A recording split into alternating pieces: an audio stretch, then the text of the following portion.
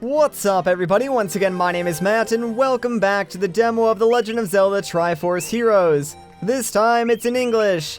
Now again, before we really begin, this is post-commentary, and the reason for this is because I was unaware that in online mode, the game allows you to play all 3 different stages, and I sort of realized this like 30 minutes before the server shut off for the day, so I really only had like 1 shot to record this video, so I very quickly just plugged in my 3DS to record, and went with it.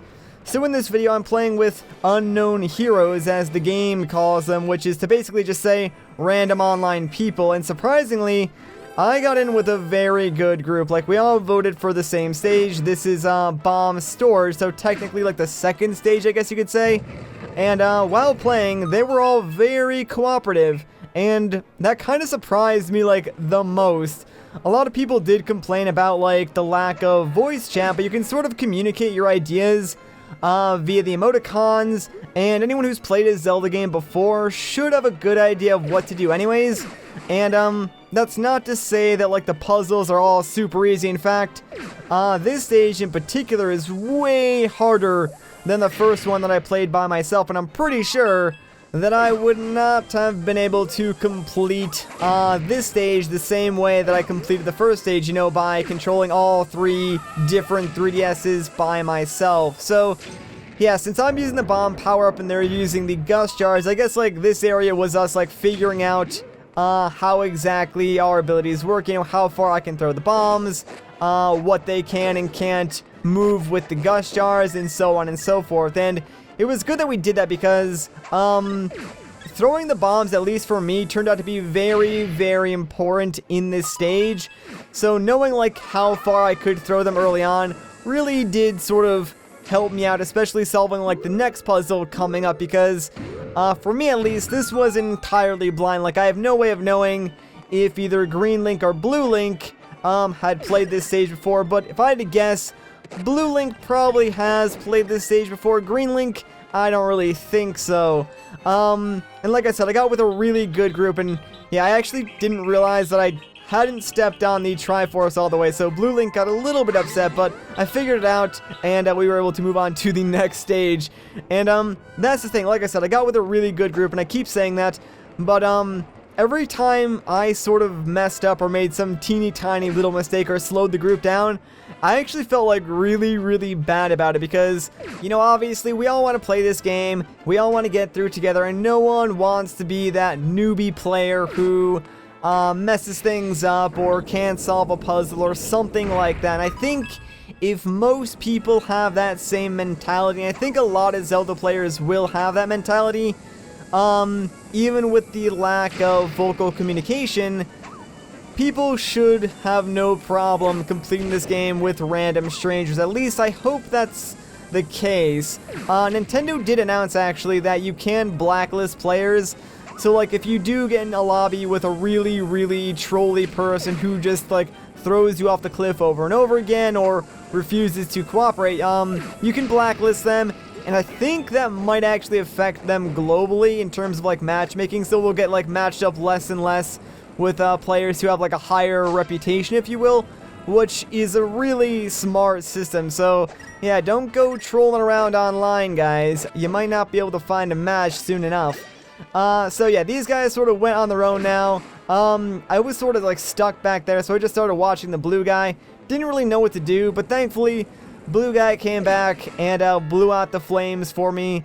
And now we can all sort of like move on with the rest of the stage. And this part is really, really clever. These guys actually figured out before I did, but yeah, they realized that we could blow each other back and forth between these 2 platforms, and I was like, heck yeah, man, this is awesome, let's do it. And like, this is the point where I realized that this game is going to be a lot of fun, because even though I really didn't come up with that solution myself when I saw it in front of me, I still had that like light bulb going on, aha moment. I think that's super important in Zelda games, and that's one of the reasons why I loved A Link Between Worlds so much, because the merge mechanic was something new, you know, but the entire game was built around that in a way that just made it feel so smooth and pretty much perfect. Like, every puzzle was designed with it in mind, and there was never a moment where I was stuck for too long, but once I realized and used all the tools that I had available, it was like the greatest feeling whenever you would solve a puzzle. Now, here I didn't really know what to do, but thankfully, since I think Blue Guy knew I was watching him, he did that emote, which means, you know, I need to go over there, so that's sort of like triggered in my mind. Alright, I need Green Guy to push me across this gap, that way I can get over there, we can totem, and one of us can hit that switch. So again, really, really clever ways of like simple communication to relay an idea, that way you can get stuff done. And good thing like Blue Guy, pretty sure like I said he has played this before, so it's a good thing he knew what he was doing, because it might have taken me and Greenie a couple extra seconds to figure out that I needed to be over here, that way we could totem and hit that switch. But you know, it all works out. And oh, by the way, I didn't even mention this, but yeah, I'm using the samurai suit, which is I guess the spin attack attire. So really what happens is if you charge up your spin attack, you get like a much larger radius, and it's really stinking cool, although not exactly the most useful thing in this particular stage, so I probably should have chosen something, I don't know, a little bit better. Like, there are more costumes to choose from in the demo. There's like the Tingle costume, the lounge attire, which I don't remember what that does, and I think there might have been something else. Anyways, this section, yeah, we totally just like rocked this section. Threw that bomb there. These guys were pro at moving this car along the rail and dodging through the arrows, so thumbs up to these guys, man. They were like stellar players, and I know I keep saying that, but again, it just really surprised me at how well me and two people that I have no idea who they are, never really spoken to at all, communicated so well through just like arbitrary emoticons, swinging of the swords and stuff like that. So yeah, I don't know. It truly is a feat that Nintendo accomplished by, you know, knowing that players would be able to communicate with these limited means and be able to get through the game. But yeah, for whatever reason, you can send the car back. Not really sure why you would want to do that, but whatever. You can, I guess. But that does it for that stage. And now I think we're actually moving on to the boss of Bomb Storage. So this boss was very, very tricky. Also really cool. And yeah, I just did like the spin attack to show off because I realized that I hadn't used it up until that point.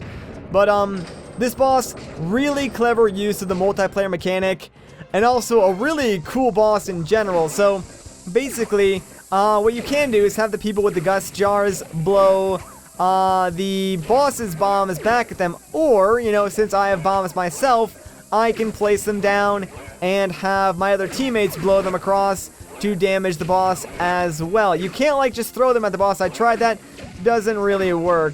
So you do need some form of cooperation to take down this boss. And again, I think that's super smart of Nintendo to really rely on the co-op mechanic. Like, this game does have a single player feature, and that's probably how I'll end up LPing it, but I really want to play this game multiplayer as well, just because I think that's really where it's going to shine the most, and it is just so much fun to play. I cannot stress that enough. Like, if you guys have the demo, try the online mode with strangers. I promise you, you will have a good time, unless you do get paired up with some trolly partners, in which case I'm sorry.